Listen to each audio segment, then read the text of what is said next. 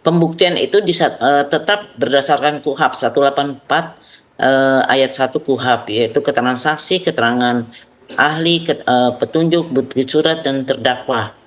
Itu 22 lebih kurang lebih 15 menitan. Oke, ini tepat juga ini. Masih ingat? Kok bisa ingat? Tepat betul. Dari mana? Betul.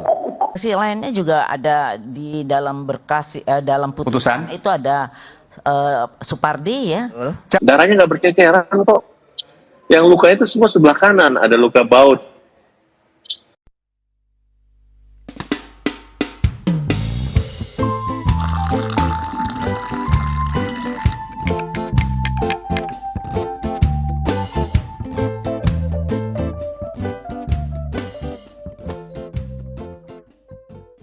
Halo teman-teman semua, kembali lagi di Kokang Ngontai. Seperti biasanya saya Koko dan Akang. Taruh. Ketisnya kok agak aneh tadi ya. Nah, tuh. Kok? Aduh. Gak fokus. Hari ini kita mau ngebahas orang tua angkatnya Akang. Ya. Siapa kan? Ibu Bentar dulu, TPF. sebentar. Gue tuh gak fokus gara-gara ini tadi sebenarnya. Hari ini kita mau ngebahas soal orang tua angkatnya Akang. Siapa? Ibu siapa? Bu Elsa. Bu Elsa. Elsa Syarif. Elsa? Oke. Apa Kang? Apa yang Akang mau bahas tentang ibu angkat Akang? Ibu Elsa ini keberatan dengan apa novum-novum yang diajuin di PK-nya Sakatatal. Oke. Karena cukup merugikan Kliennya. Kliennya ya. Iya. Karena di salah satu novelnya kan banyak yang merugikan Rudiana sebenarnya. Oke. Dari kayak apa? Yang pertama nih kayak proses perubahan penyidikan dari kecelakaan ke kasus pemerkosaan. Itu. Kedua, hasil visum rumah sakit dengan hasil otopsi yang hanya menambah satu kalimat yakni penemuan sperma yang tidak wajar. Nah, itu cukup merugikan soalnya kan di BAP kan ada itu kan. Ada sperma cuman nggak bisa terbukti secara secara materi gitu kayak DNA-nya atau apa.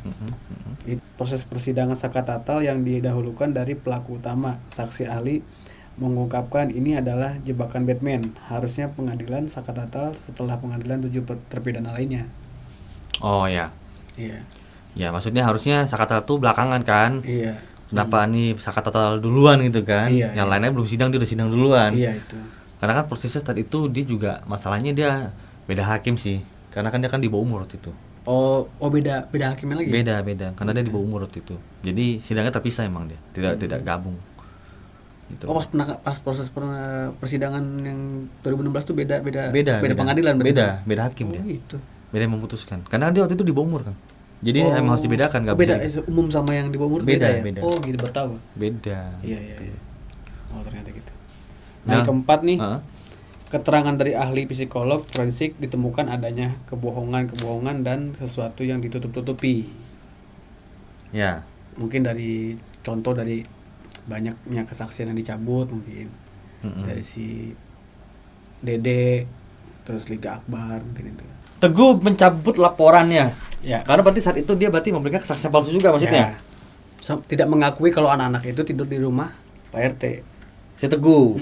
Oke. Sama si Dede ini.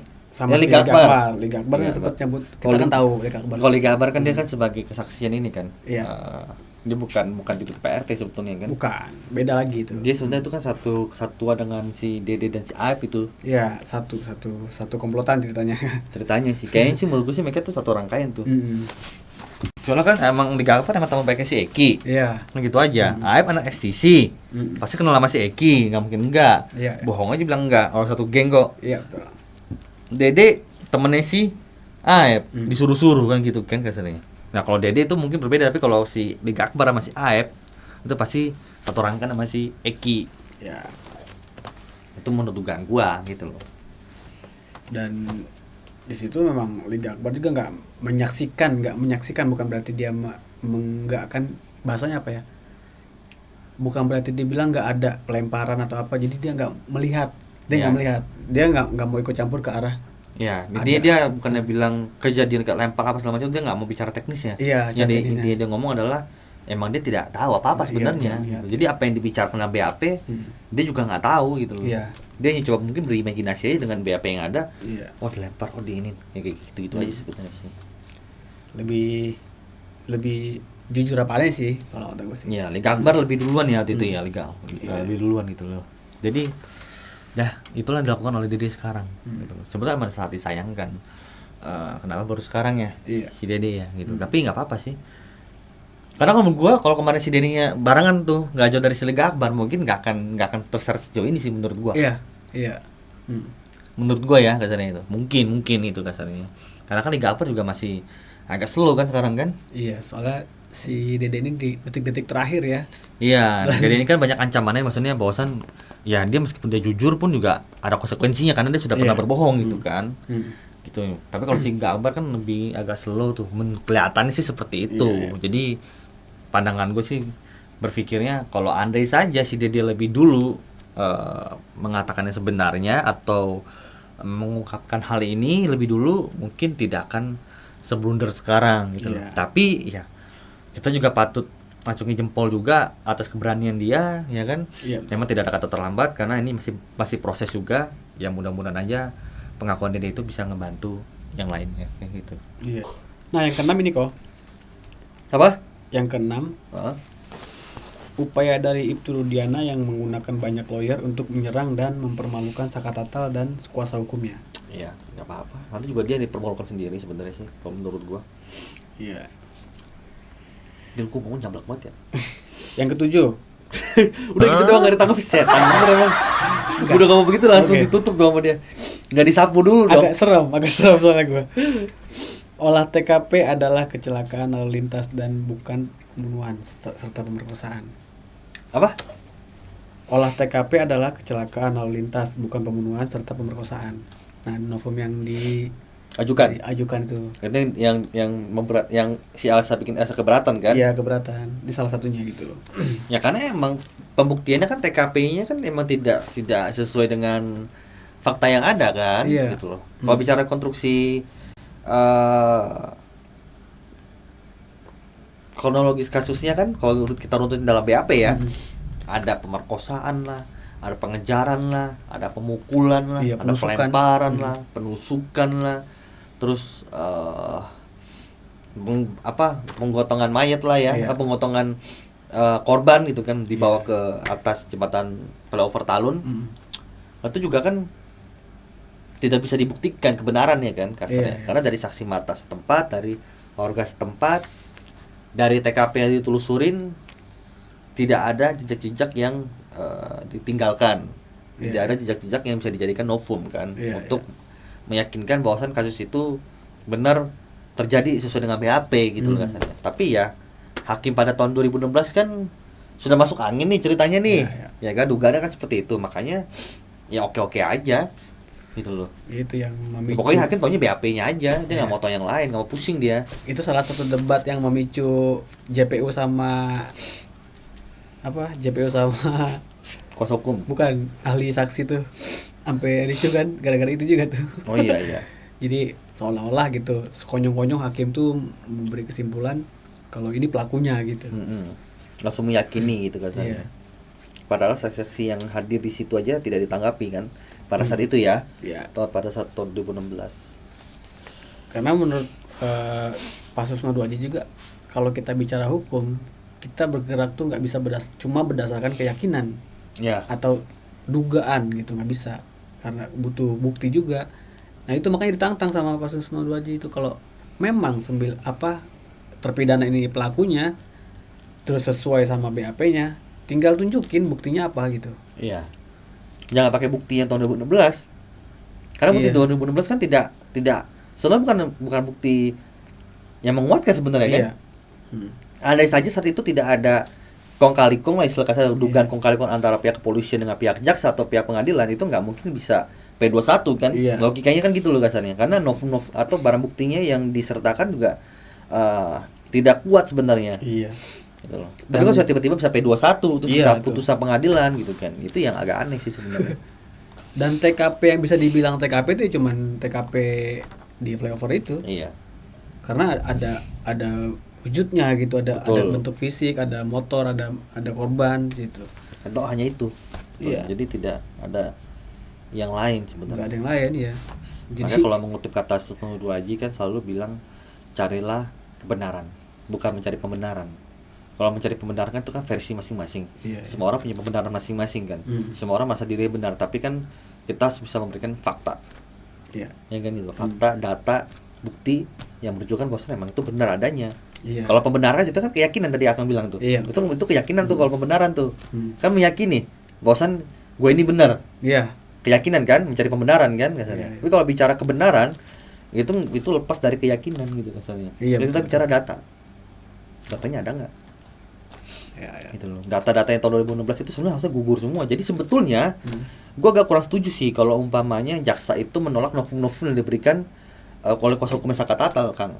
Sebetulnya maksudnya ini kan bukan novum, ini kan sebenarnya tahun 2016 sudah ada gitu Iya, kan gitu iya. loh. Tapi kan faktanya di tahun 2016 novum-novum ini atau bukti-bukti ini tuh sebetulnya tidak pernah dianggap, Nggak pernah dikaji lah ya. nggak pernah dikaji ulang oleh pengadilan gitu loh Iya. kasarnya. Jadi makanya kenapa ini dibawa lagi biar dikaji ulang. Iya betul. Betul. Ya kemarin konten gue sebelumnya kan gue selalu Iya. ngomong definisinya kan PK, peninjauan kembali. Sebetulnya sih nggak ada salahnya juga kalau emang barang bukti tersebut ditinjau kembali gitu loh. Iya, iya. Toh pada tahun 2016 yang lalu itu tidak dikaji, itu tidak, istilah kasarnya tidak di benar-benar tidak diproses secara semestinya gitu loh. Oke, lanjut kan nih. Lanjut. Jadi kalau udah serem mesti dilanjut ke belakang. Kedelapan ya. Heeh. Keterangan ahli psikologi forensik terdapat benturan keras di kepala namun tidak ada luka. Ya.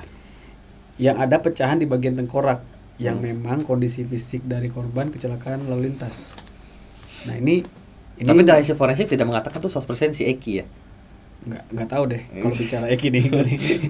Gue penasaran tau sebenarnya. Kalau gue sih sebenarnya gue percaya kalau itu Eki sebenarnya. Lu percaya? Karena dari kesaksian si Liga Akbar sempat ngelihat kan sosok Eki di rumah sakit. Sosok Eki sama Vina tuh si Liga Akbar nih pernah lihat gitu.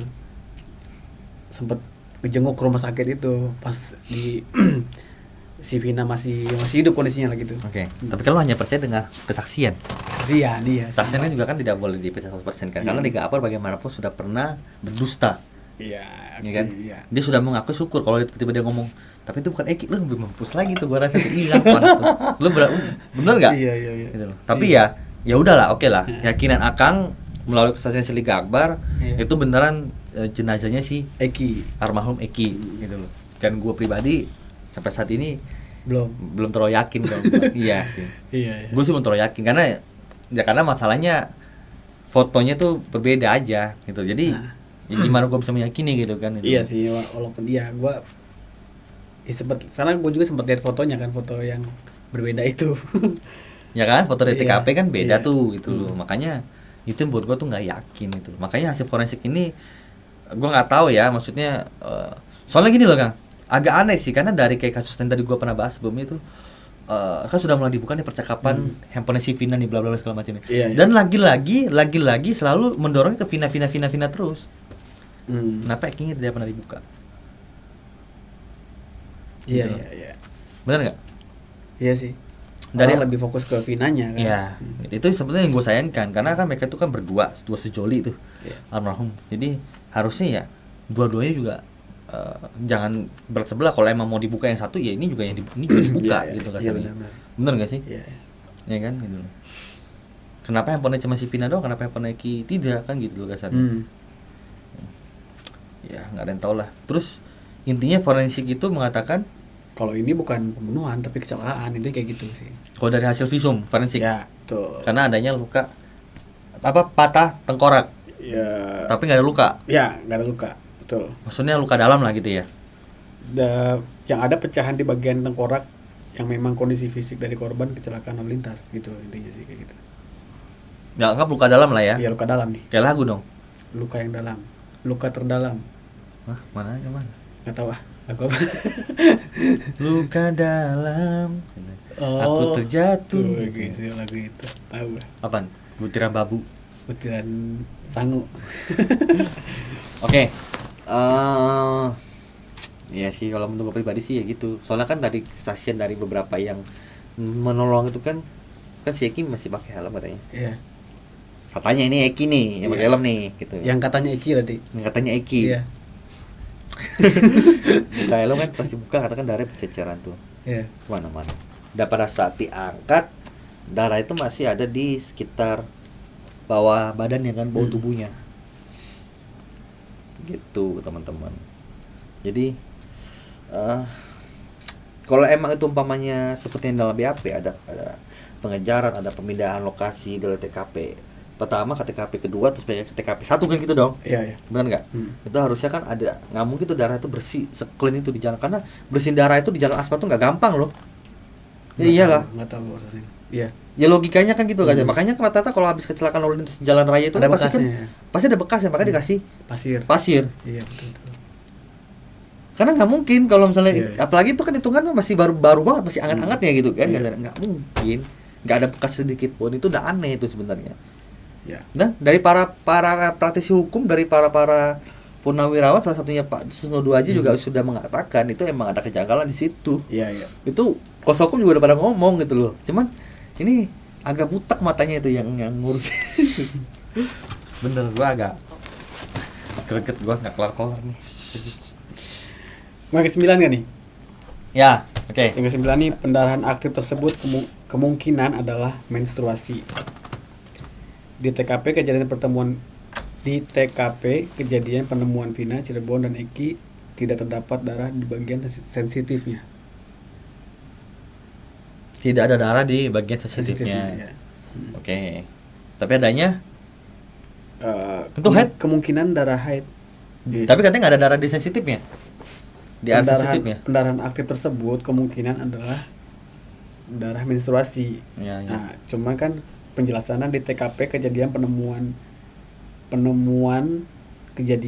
di TKP kejadian penemuan Vina, Cirebon dan Eki tidak terdapat darah di bagian sensitifnya. Berarti kontradiksi dong. Ya, itu.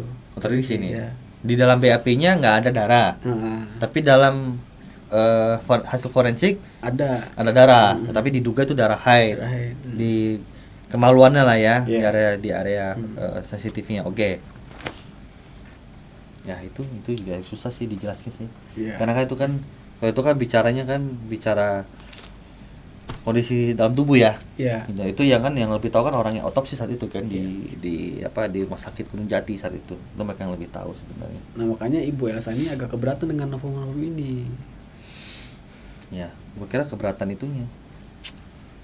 Keberatan mungkin berlawanan sama hasil forensik yang 2016 kali ya, atau bagaimana hasil BAP-nya, nggak ngerti gua. Aku juga nggak ngerti sih. Tapi yang jelas kalau namanya bola satu pasti namanya dia di pihak sono sama si Pitra kan, Iya, sama kawan-kawannya itu pasti ya otomatis akan selalu pasti merasa keberatan dengan apa yang Iya. dilakukan oleh kuasa hukum terpidana, pasti itu sudah pasti itu. Jadi nggak heran sih kalau menurut gua. Iya, Satu kata aja kan buat baik. ya. Dirinya keberatan terhadap tuduhan-tuduhan negatif yang ditunjukkan kepada Ibtu Rudiana sebagai kliennya. Gimana? Jadi Ibu Elsa ini ngerasa keberatan karena banyak tuduhan-tuduhan negatif kepada Pak Ibtu Rudiana. Kalau keberatan ya Harusnya diri- hadir gitu ya. Harusnya ya udah. ya kalau keberatan lepas aja. Dipikul. Ya kalau keberatan ya udah taruh gitu udah aja, nggak usah diapa-apain gitu. Kalau teng-teng nggak berat tuh. Hah? Dipikul ya. Iya. Iya. Nggak keberatan katanya kan. Kalau keberatan lepas aja udah taruh. Nggak usah diapa-apain, udah dimin aja. Ya. Hmm. Karena di sini kan ada kayak termasuk pemukulan terhadap sejumlah terpidana, membuat keterangan palsu serta mengarahkan penyelidikan sedemikian rupa kayak gitu. Iya. Karena itu yang disangkah lah ibaratnya. Nggak ada hal-hal kayak gitu, nggak ada sebenarnya. Kita sebenarnya gini ya teman-teman, kita nggak capek sebenarnya. Kita tuh sebenarnya bukan orang yang ahli hukum. Iya. Kita juga bukan pengacara, bukan praktisi hukum, bukan paralegal dan bukan apapun itu kita. Tapi yang jelas kita sebagai masyarakat biasa menilai kasus ini banyak kejanggalan dan banyak permainan di dalamnya, gitu Iya, kan. iya. Dengan skenario-skenario yang ada. Cuman yang bikin kita menggelitik itu adalah pihak-pihak atau oknum-oknum ini nih yang merasa dirinya paling benar, tidak menerima kenyataan yang ada, tidak menerima fakta yang ada, terkesannya menjolimi orang-orang kecil, terkesannya tidak mau kalah dengan kejoliman yang mereka telah perbuat itu ya. Menganiaya anak-anak atau orang-orang yang tidak bersalah, ya kan, dan istilah kasarnya menghancurkan masa depan mereka, ya kan, dengan cara apa ya? Dengan cara dihukum seumur hidup gitu kan kasarnya. Nah, itu yang kita sayangkan dari masyarakat ini gitu. Kita sebagai masyarakat biasa juga sebenarnya hanya mencoba untuk berbicara gitu ya, tanggapan kita terhadap kasus ini, yang kita nilainya, yang kita nilai kurang objektif, ya. Putusan pada saat 2016 silam gitu loh, sehingga terjadilah salah penangkapan lagi di tahun 2024 ini gitu kan. Gitu loh. Dan viral juga gara-gara film di bioskop awalnya tuh. Gara-gara film. Gara-gara film juga awalnya kan, akhirnya terungkap lagi kan gitu loh. Ya barulah tuh mereka pada sibuk tuh, gak ada 3 DP masih nyangkut lagi kan.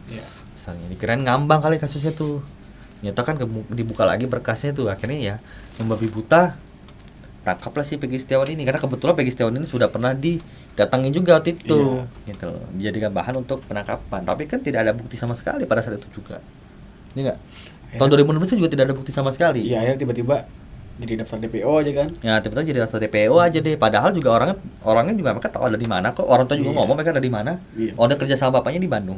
Dan pada saat tahun 2004 ditangkap juga orangnya tetap ada di Bandung, nggak di mana-mana. Gitu udah pernah bahas ya.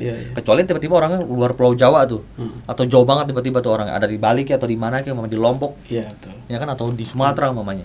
Oke lah, mereka masih bisa beralibi tuh. Wah dia kabur nih ke sono nih mamanya. Lu masih di Bandung juga dari tahun 2016. Ibunya udah pernah ngomong, dia kerja sama bapaknya di Bandung sama adeknya.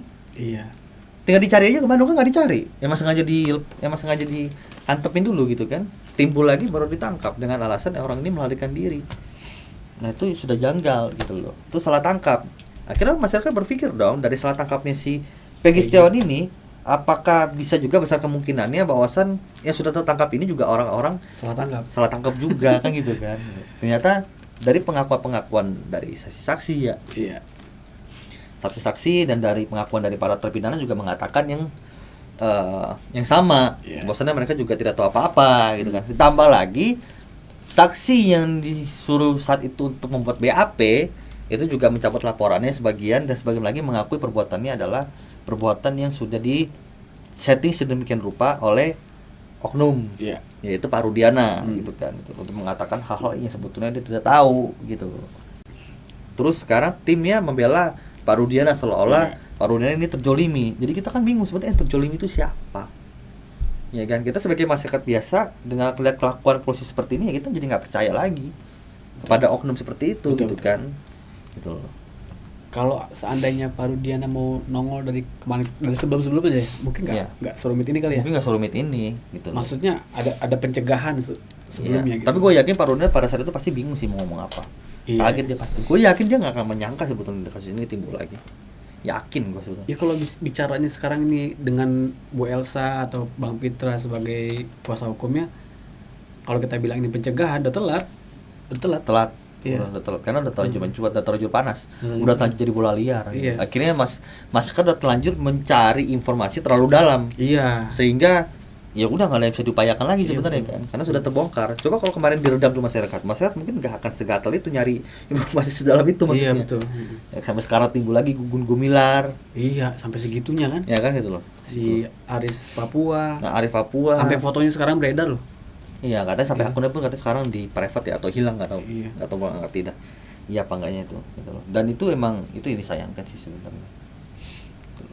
Dan apakah PK Saka Tatal ini akan diterima, dikabulkan oleh Mahkamah Agung? Kita tunggu saja hasilnya teman-teman. Tapi gue yakin kalau sampai PK Saka Tatal ini ditolak, gue yakin masyarakat akan bergejolak nih. Ya kan gitu. Karena masyarakat sudah berhasil, maksudnya sih bukan masyarakat ya, tapi maksudnya gini loh, ini hanya respon masyarakat, tapi kan lebih ke kuasa hukumnya yang bekerja kan. Peggy Setiawan akhirnya berhasil dibebaskan dari tuntutan hukuman matinya karena terbukti dia korban salah tangkap dan dia terbukti tidak pernah melakukan tindak kejahatan yang disangkakan kepada dia. Iya, iya. Itu pertama. Yang kedua, Sakatata sekarang lagi diperjuangkan. Iya. Ya kan nanti yang sisa terpidananya mungkin akan menyusul ya. PK itu. Ini kan lagi nunggu putusan Sakatata dulu nih. Iya. Karena dari Peggy dijadikan bahan untuk PK Sakatata nih. Tapi setelah nanti Sakatata dikabulkan juga, nah dari Peggy dan Sakatata ini akan dijadikan bahan untuk pembebasan di 7 terpidana ini karena akan semakin melemahkan. Iya, betul. Gitu loh. Jadi satu-satu dulu diberesin nih. Strategi sih kalau gue lihat sih seperti itu arahnya. Gitu loh. Makanya ditahan dulu nih 7 terpidana. Jadi biar nih fokus satu-satu dulu nih. Iya. Jadi nggak bias nih kasarnya. Iya. Dikerucutin pelan-pelan. Nah, kalau Sakatata ini ditolak PK-nya, gue yakin sih masyarakat pasti akan bergejolak sedikit nih pasti ini. Iya, pasti ada gejolak. Pasti. Gitu loh teman-teman. Jadi kita pernah dengar cerita ya dari Sakatata kalau nggak salah. Pada saat Sakatata itu di sidang, katanya kan di luar itu tuh banyak orang demo. Oh ya. Ya. Dari Utitin dengan selanjutnya. Iya, betul. Banyak yang demo ya. Iya. Di depan itu. Tapi yang demo tuh bukan masyarakat, tapi yang demo tuh kayak orang-orang DPR. ya anggota DPR segala macam. Oh ya, kalau nggak salah ya. Iya, betul. Nah itu jangan sampai terjadi lagi tapi dengan tema yang berbeda. Gitu loh. Mereka mendemo mencari keadilan. Karena pada saat itu kan Sakatata, itulah kenapa Sakatata segitu getolnya pengen membersihkan nama baiknya karena dia nggak mungkin nggak terima pada saat dia di sidang itu dia nggak salah, dia nggak tahu apa-apa, dia didemo pula sama orang. Iya. Yang demo bukan ini lagi. Bukan orang biasa lagi. Nah itu mungkin yang membuatnya nggak terima. Jadi kita sangat mewajari sekali dan harus diperjuangkan. Gua support banget buat Sakatata, support banget dan mudah-mudahan kuasa hukumnya tidak, ya pasti capek ya. Iyalah pasti. Capek banget, kurang tidur pasti, kurang istirahat pasti itu kasarnya. Tapi semoga membuahkan hasil. Intinya gitu loh, semoga membuahkan hasil kerja keras mereka. Ya mereka mungkin orang-orang pilihan dari Tuhan ya untuk membantu Sakatata membersihkan nama baiknya. Semoga Sakatata juga bisa berproses kembali, nama baiknya bisa bersih kembali gitu kan, bisa menjaga aktivitas yang lebih baik dan bisa menunjukkan ke dunia, bukan hanya ke Indonesia tapi ke dunia bahwasan ada itu orang yang benar-benar hebat gitu loh dalam menegakkan keadilan bersama tim kuasa hukumnya. Ya. Itu aja sih teman-teman semua. Ya teman-teman, gua rasa cukup konten kita kali ini. Semoga semua lancar ya Kang ya. Harapan itu aja sih sebenarnya, semoga lancar. Yang benar akan terus benar, yang hancur akan hancur dengan sendirinya gitu loh. Iya. Saya Koko dan Akang, kita pamit undur diri. Bagi teman-teman yang suka dengan konten kita, jangan lupa di like, subscribe, comment, and share. bye bye.